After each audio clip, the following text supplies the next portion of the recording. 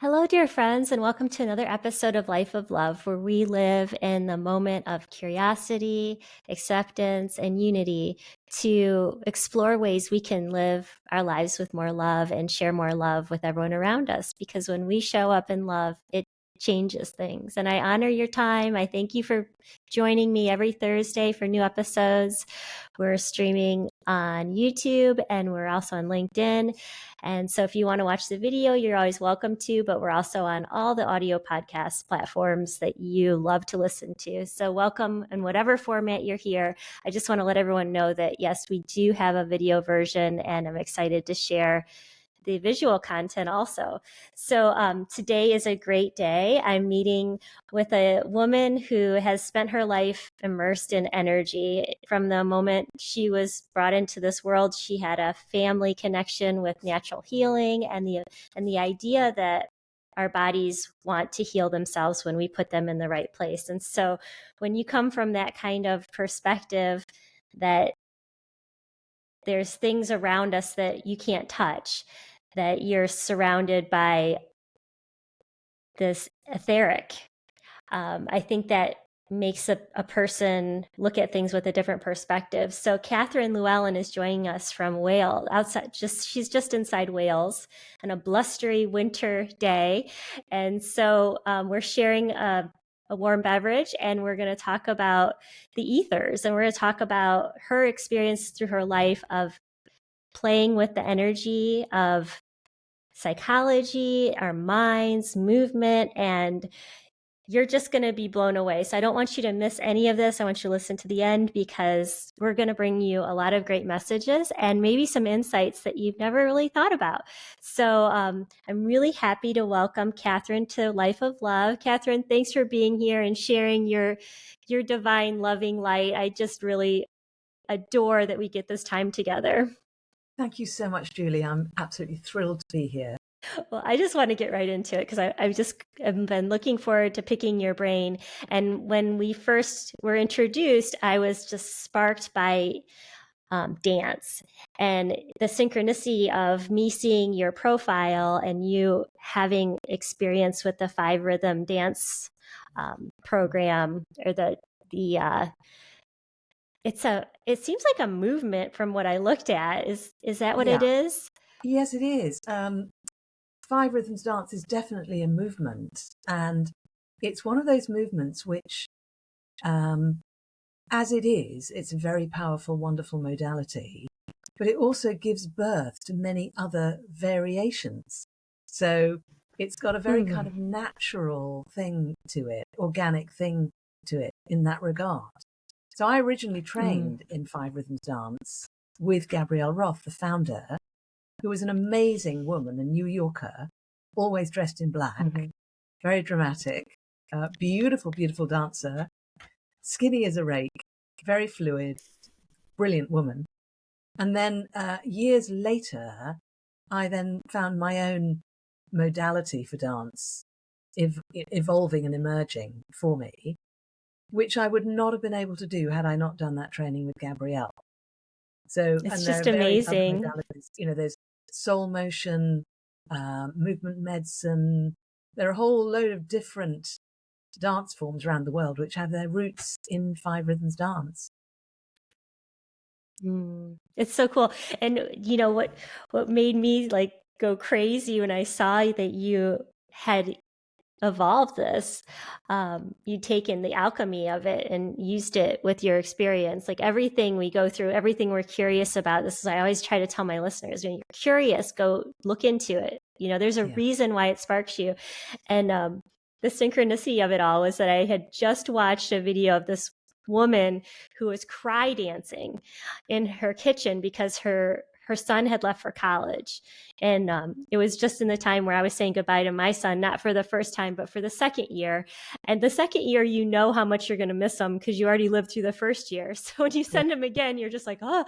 So this woman put on music and she was just bawling in her kitchen dancing. And she's like, cry dance. And I'm like, oh, that is gorgeous. And so I cry danced with her in my kitchen. And I've done the dance where you're happy in your kitchen, but I'd never done I've never made space for the cry dance.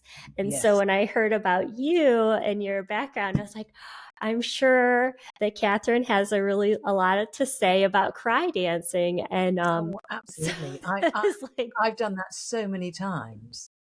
And there's another version of that called rage dancing, where you're full of rage about something and you just got to dance it out. But you can dance it out in a very, very full on kind of a way. And you can also make sounds if you want to while you're doing that, which allows you to kind of get it unlocked from inside your body. Because the worst thing with grief or anger or fear or any of the other very difficult emotions is when they get locked in the body.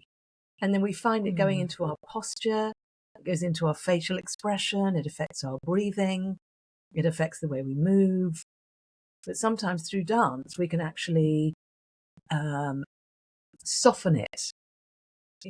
We can actually allow it to start moving around and actually out of the body altogether. So we're kind of shaking it off. It's a very, very powerful thing to do. And good for I know it you makes for me think doing about. it. I mean, honestly, because a lot of I'm, people would just think, oh my God, what am I doing? It takes quite a lot of courage to do that, to let yourself be moving whilst you're feeling all these really strong emotions. It takes courage to yeah, do that, that's so and I because congratulate you yeah, it's like in to do our that. culture, yeah, exactly. In our culture, it's like okay, we dance at weddings. We have dance recitals. It's always at a stage. It's always like this production.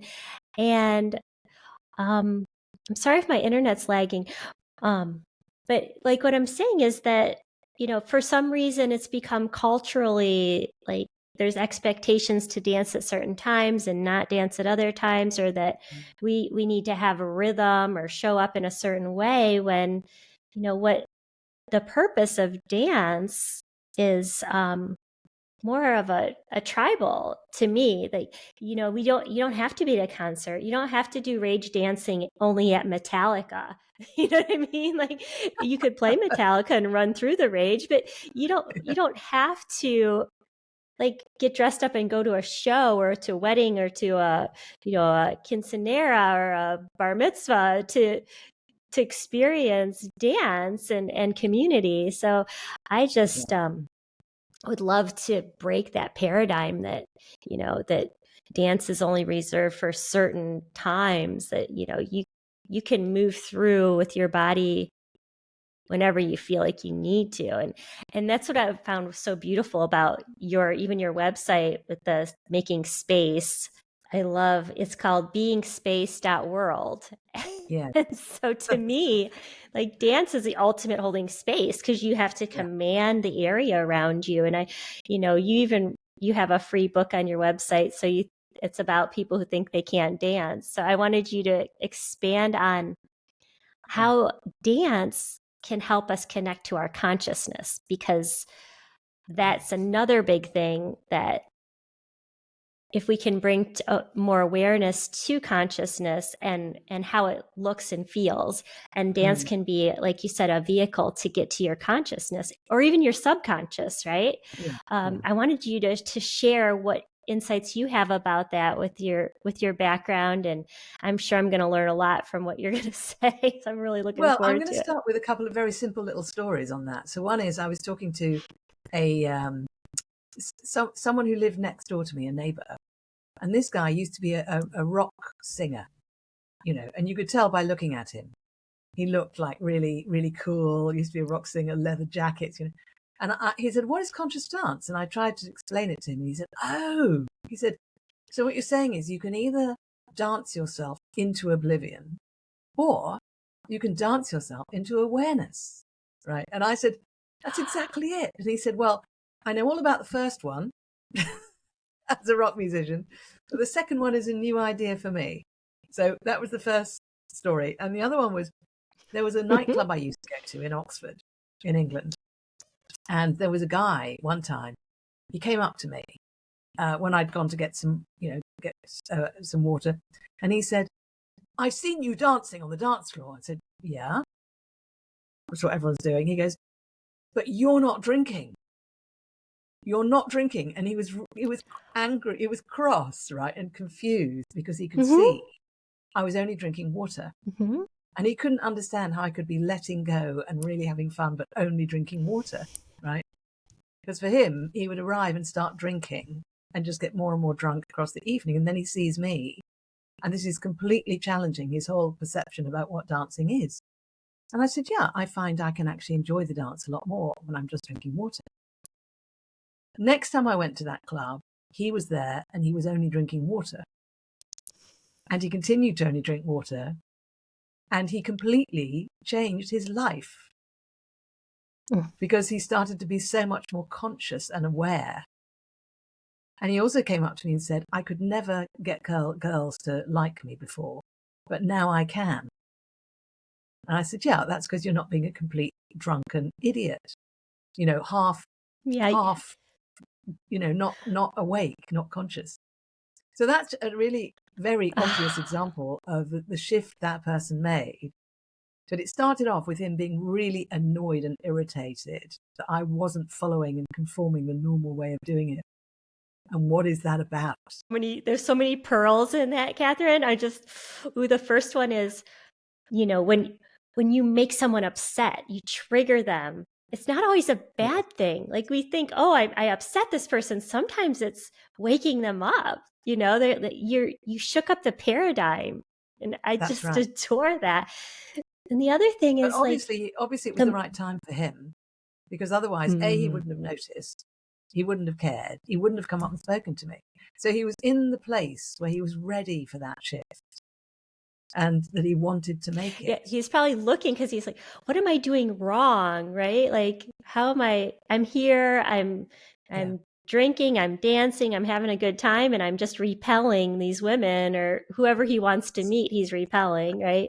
So I love that you opened that to him. You shift his timeline. Yeah, I never found out the guy's name. No idea who he was, but he was there every week, and he just went through this whole shift. It was amazing. But you asked about, and I love that the universe. Yeah, the universe showed it to you though too, because it not only happened, but you got to witness it. I did, and so that was reaffirming. Yeah, I know, it was just lovely. And I suppose that is something about awakening. It only happens when we're ready for it. It only happens when we want to do it. And I think for a lot of people, that's very frustrating because people think, oh, I wish everyone would just wake up.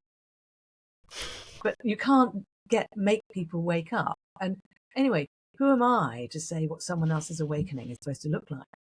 Who am I to say that I'm really fully awake? I can always be more awake than I am. Right. And maybe someone else, maybe they've got a point, Maybe it's not all about. As soon as you label yourself as awake, then that's a tricky thing to own that. It's a constant curiosity. It's a constant learning more. I totally agree with you on that. Yeah. But I think another thing about dance is we have a body, right? We have a body. Our brain is inside our skull, it's all part of the physical body.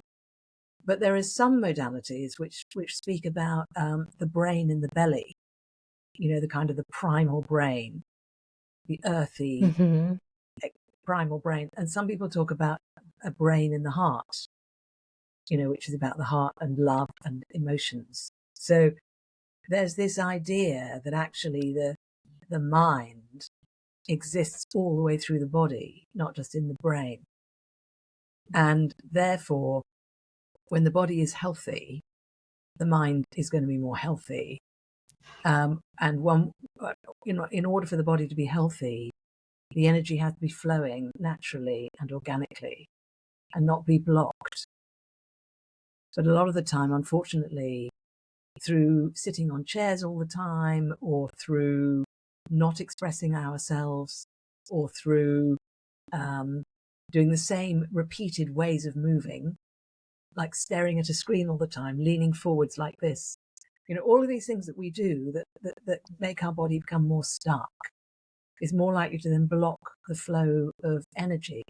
which then cuts off some of the energy to the mind, the brain, the consciousness, the psyche, the heart. All of those things can then suffer because it's almost like you're kind of stopping the blood flow. And in fact, you actually are interfering with the blood flow as well as the flow of energy. So it's not helpful. But when you dance, particularly because there are forms of dance where you're learning specific steps, like line dancing or the waltz or the merengue or all of those. And I think those are wonderful. I love them. I'm not very good at steps, but I love those forms of dance. But in those, you can learn a structure and a shape, and then you can just follow that structure and shape. If instead you're doing conscious dance, where there's no structure or shape to follow, no steps to repeat, what happens is there's multiple decisions that have to be made constantly in every moment, because you've got all these different body parts that are all moving. And although they're all part of the one organism, my hand can do that, my other hand can go and do something completely different. Meanwhile, my foot can be over there somewhere, and I can be leaning back or leaning forward. I can tip my head. These are all different things that can all go on at the same time. That really exercises the brain and the mind, but also the free movement actually helps to loosen up and unblock stuff that's stuck in the body. So that's why the grief dancing and the rage dancing and everything else works so well, because what's happening as you move everything around is things are getting loosened up and freed up, and the toxins are being kind of flushed out and away. And so what that naturally does is it increases our capacity for awareness, self-awareness, awareness in the moment. It also brings into the present because it connects us with what we're actually experiencing. Because what we're experiencing happens in the body, it doesn't happen in the mind. Experience is feeling, sensation.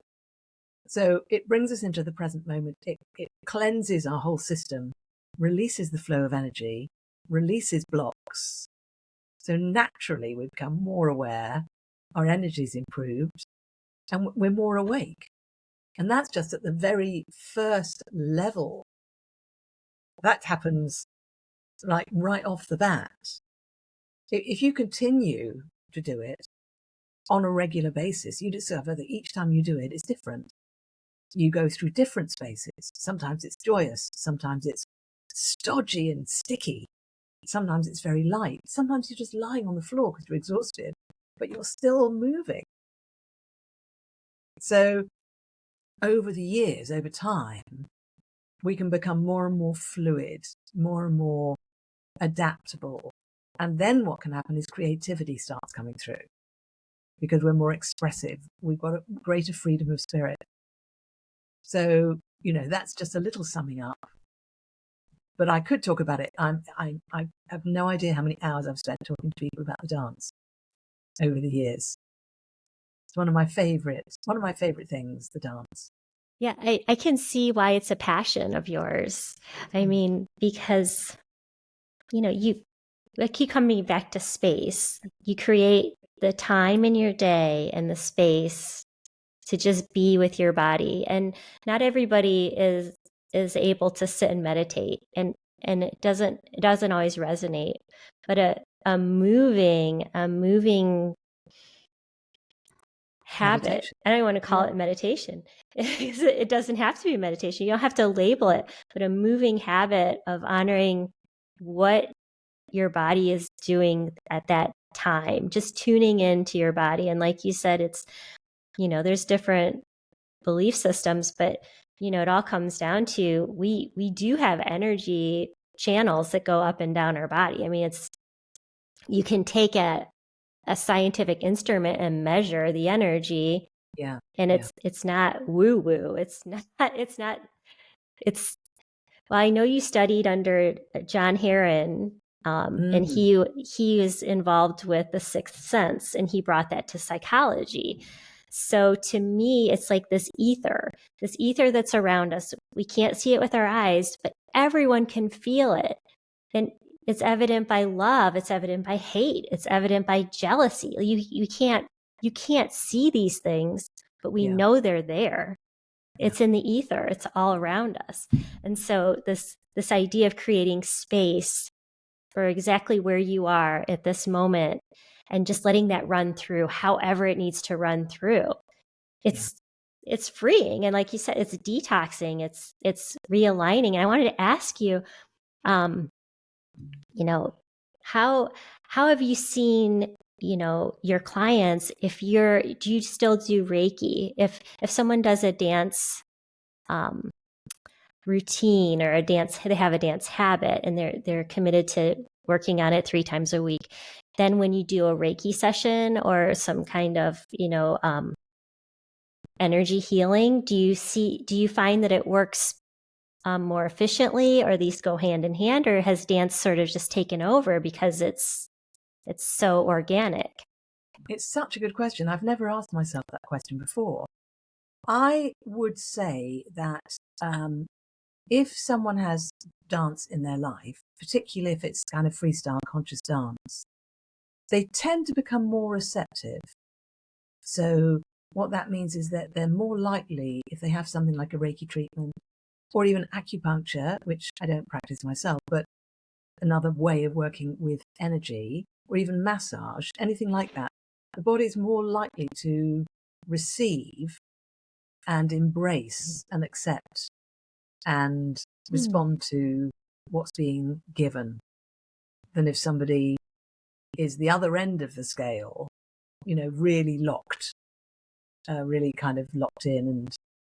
And I got a very good friend who said to me, "There's no point in me having an energy healing ever." I said, "Why is that?" He said, "Because my body is so toxic. It's not going to receive anything or pay any attention." And this is someone who drinks wine, eats red meat. He has exactly what he wants. He loves it. He's carrying a lot of extra weight. He's a beloved friend, but he's completely clear. There's no point me doing that because it's not even going to touch the surface. He's insulated himself so well. That's right. And he goes, and impermeable. That's fine with me, right? That's his strategy to deal with all the stuff we deal with. And I honor that strategy. Like, that is a strategy, right? He's a very, very funny man, this guy. He's, But you mentioned John Heron, and in relation to energy, I suddenly remembered a beautiful piece of work that he did with the group that I was in. He came into this was before I went under my own banner. So this must have been in the late 1980s or early 1990s. He was a good friend of the guy who ran the organization that I was in, and Robert Daubeny, who you've seen that name. And Robert brought him in to do some group sessions with us. And he came in. This was my first contact with John Heron. He came in. He sat down on the stage with his legs wide apart, bolt upright, and you could see this was a man who had something about him, right? And one of the things he asked us to do, he got us all, there must have been about 40 of us in the room. He had us all walking round and round the room, just walking. And he said, "Right, now, I want all of you now to pull your energy in as tight as you can. Make it as small as possible. Pull your energy in. Pull your energy in, pull your energy in, pull your energy in. And now look out at everyone else that you're walking around with." And I looked out, and what I saw was tiny people. I don't mean physically tiny. I mean people who looked really suppressed, uptight, miserable. People looked like their light had gone out. That look that people can have. Then he said, "Right, shake that off." We went, thank God for that. He said, "Right, now I want you to let your energy come right out. As big as can be. So it's right out of you and shining bright. Okay, get to there. Right, now look at the rest of the people walking around." And what I saw was giants, glowing giants. It was like everyone was glowing. And I was not on, acid or LSD or anything. I was completely, this was a very, very powerful illustration of something, which was that we were capable of pulling our energy in and suppressing ourselves, but we were also capable of letting it come out and then seeing the difference in how we presented in the world when we did that, and the difference in how that then impacted on other human beings. I mean, you can tell from the way I describe it that this really stayed with me.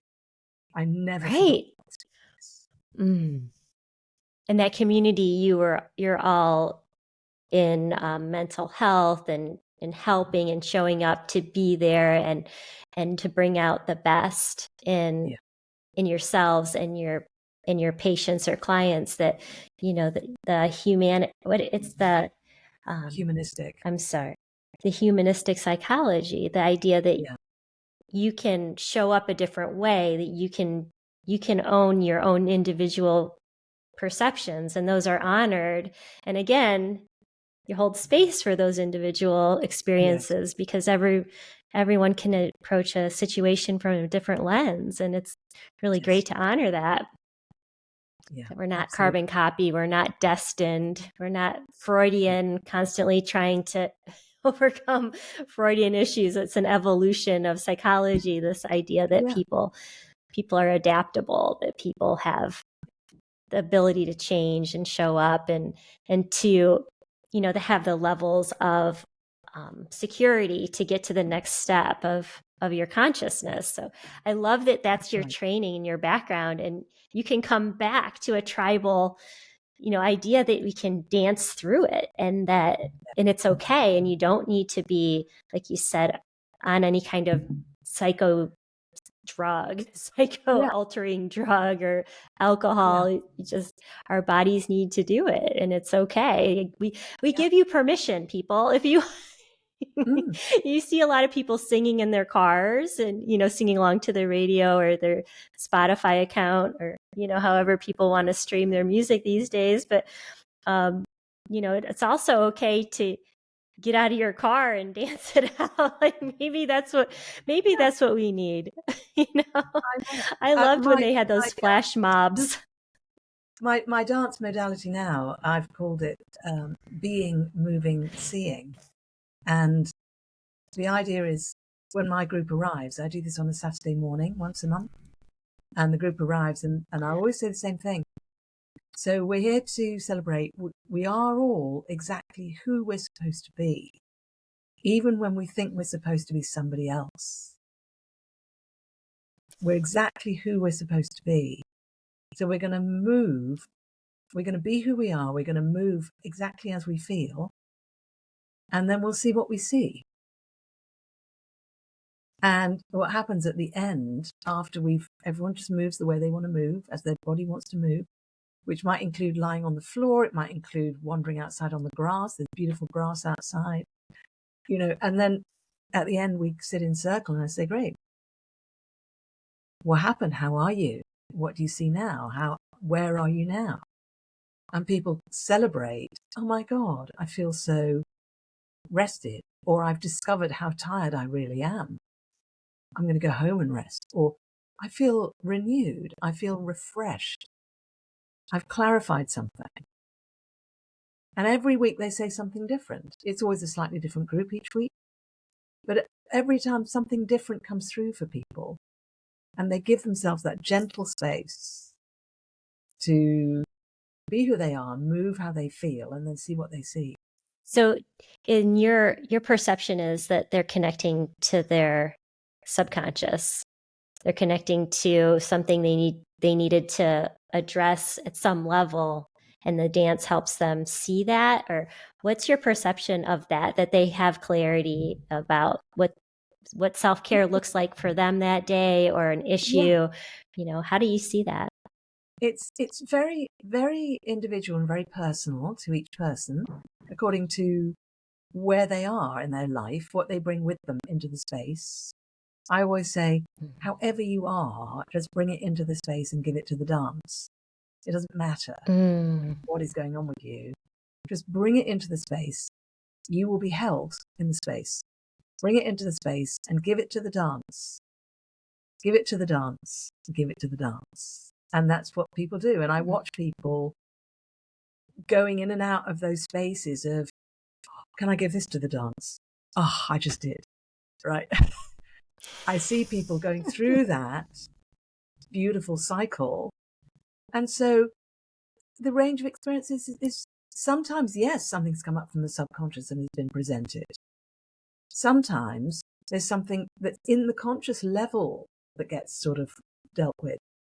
Sometimes there's just a break from all of that for somebody, and just a beautiful experience of the body and being in the space. Just a detox, just get it out. Yeah, or just rest or peace. I play very, very beautiful music. I can say that because I didn't record any of this music. This music, I've got a collection of such beautiful music. And I generally play music that doesn't have words, because words can direct you into an experience. So I tend to mostly play music that doesn't have words, so that people can actually go wherever they're going with it. That's what I was going to ask you. Like, how do you pick the music?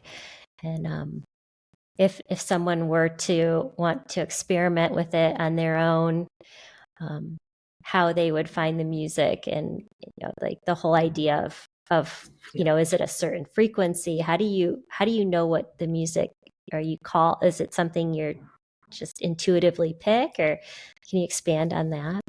Well, I've been doing this for a while now, so I've kind of developed my connection with the music over time. And now it's very much an intuitive thing in the way that I do it.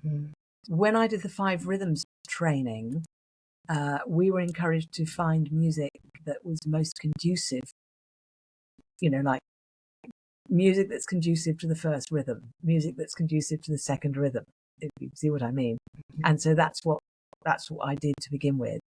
And that's what I learned to do to begin with. I've now let go of that. And now I simply choose the first track, and then I feel into what should come after that. And I feel into what should come after that. So it's very much an intuitive felt thing for me now. And someone's probably not going to go straight from 0 to that, in the time they listen to this podcast, for example.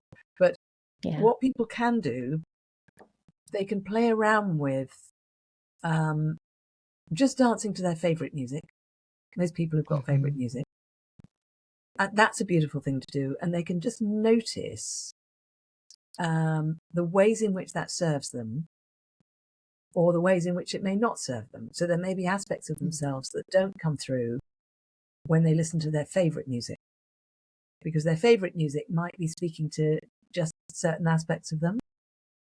So that's one experiment. Another experiment is to take like a load of music that you like and just play it on shuffle, so you've no idea what's coming up next, what kind of rhythm it's going to be, what genre it's going to be. It might be hip hop, and then it might be classical. Then it might be lounge music, then it might be reggae. You just don't know what's going to come through. And you just see if you can just let your body flow and dance with all of it. And then you see where you get stuck and where you don't get stuck, and you just play with it. And you can find there's some very, very good mixes that you can get online that you can just download or stream and work with. That can be a great thing to do. And that can also give somebody clues as to what's going to work for them. But I'd definitely say try playing around with music that doesn't have words if you can, because that gives you more freedom, to explore and experience. Yeah, I love that idea of the roulette. Like, and then it's sort of like a game to try to match what you think the music, or probably not even thinking, just sort of go with the flow of whatever the song is. That sounds like a lot of fun. That can be really fun. Yeah, it's so neat. And then, do you feel like there's certain genres that target specific chakras? Yeah, maybe. But I wouldn't use music in that way. I wouldn't use music to target chakras, because music can be too strong. The chakras they're delicate. Gotcha. If I'm working with chakras with somebody, there isn't any music on. Or if there is, it's like incredibly gentle meditation music. Wow. I get a big no to the thought of using music to work with chakras myself. Having said that, Gotcha. I've got a friend who does chakra dance. She holds chakra dance sessions, and she does use music to help people connect with each of the chakras. But she's working with chakras in a completely different way from how I would work with them. So for her, and the way she does it, and because of who she is and everything else, that's fine. But for me, it wouldn't be. Yeah. Well, I love So that. now I I'm love that. really confused. No, because it's like respecting, and it's another level of consciousness, right? Like if Yeah, it's not serving you, if you get a weird feeling, if it doesn't resonate, then just go to the next thing. You don't have to own something because someone else did it. It's this yeah, idea that you have discernment, that you're not, I always say sheeple. You're an individual person. We all yeah, contribute to the whole. We're all needed, but to show up for the whole, we have to be whole in ourselves. And yeah. I think And that's a beautiful I've said, sentiment. And I love. I have recommended that people go to her dance because it's beautiful, and I've been as well, and it was beautiful. So yeah, exactly right. And the diversity of it all and the different ways everybody works is a Yeah. wonderful thing. I love it. It sounds like you have a whole community around it. And then, Yeah, there's amazing. what drew me to was that, okay, so you're feeling sad, just put on a sad song and just be in it. Just don't put on a happy song. Don't change your state. Just be with your sad song until you're done. And that's that drew me about the cry dance, Yeah, was that you're not trying to change your state. You're honoring exactly where you are, and you're being, like you said, authentic. It's very vulnerable to just sit in that. And it almost seems indulgent, but if you can honor and play that really sad song and be really sad with it, I think that it helps you get through it faster than if you were to push it down with your trash compactor of emotions and yes, pretend like you aren't sad, or just get really busy and not honor what you're going through. So yeah, I hold space for people to just be authentic in that, and just try it. If it doesn't make you feel better, then at least you tried. But I yeah, think it will. I do believe yeah, it would.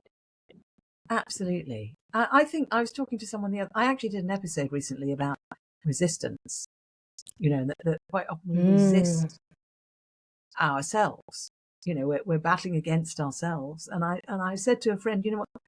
If we could all just stop resisting ourselves and battling with ourselves, everything would be great. And they said, well, that's true, Yeah. Catherine. I wish it were that simple. Because it's not. But Yeah. Then it fits in don't have perfectly. fear, give it to the dance. Like, I Yeah, love that. It's like, give it to the dance. there's a saying, give it to God, but you could say give it to the dance, because it's the same God energy, like that It's release, that exactly, yeah, surrender, that yeah, I can be empowered. Oh, totally. Yeah, I love that. I do too. Oh, Catherine, this has been such a great conversation. We're coming up to the end, and I just really appreciate how the message came through. I knew we were going to talk about the evolution of consciousness, and I hope that we really nailed it for the listeners to understand that, or just have the idea that they can have an evolution of consciousness just by showing up in their authentic self. Yeah. But I wondered if you have if you have a pep talk for that, or if there's anything else on your heart today that you want to share on Life of Love. Thank you. Well, there's so much I'd love to say in response to all the things you've said. I feel like we could talk for ages. But something that just came through just then was just this thing of, Mm-hmm. when you get up from wherever you're sitting at the moment, or maybe you're driving your car or whatever you're doing, but next time you're kind of standing up or moving into a different thing, just imagine that it's a dance. So you're dancing off your chair, and you're just dancing to the door and through the door and down the stairs or up the stairs. And as you put out the trash, it's a Yes, I dance. love it. And as you wash your child, it's a dance. And as Mm. you cook the dinner, it's a dance. And just imagine that. So the way your hips move, the way your weight shifts, the way your feet move, the way your arms lift, the way your head tilts. Imagine it all as a dance. It's a beautiful, perfect dance. And Oh, if you're you don't, making me want to cry. yeah, and Oh my just allow you, just feel and enjoy yeah. that beauty that's in you and always there for you. Oh, I love it. It makes me think of Mary Poppins.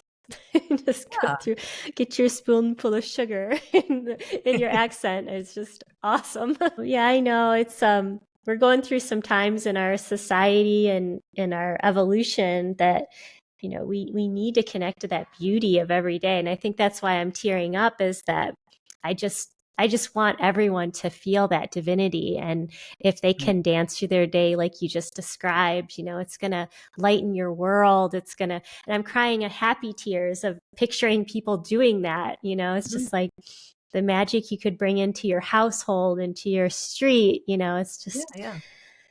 I love it. I love it. Thank you. Thank you so much. Oh, thank you. And all the blessings. I really appreciate all this. Mm-hmm. Me too. It's been such a pleasure being with you this afternoon, Julie. Or this morning for you, but this afternoon for me. Yes, I get to continue my day. Thank you so much.